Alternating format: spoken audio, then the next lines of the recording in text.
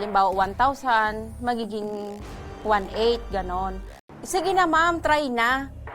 Legit ma'am.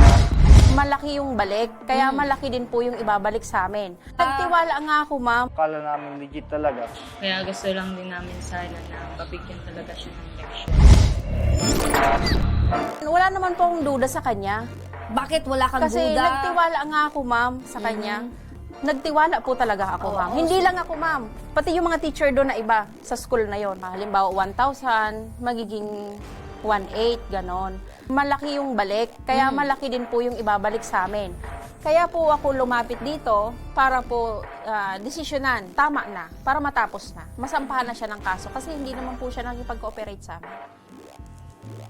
Pinangalagahan niya man lang sana ma'am yung tiwala. Yung trabaho niya.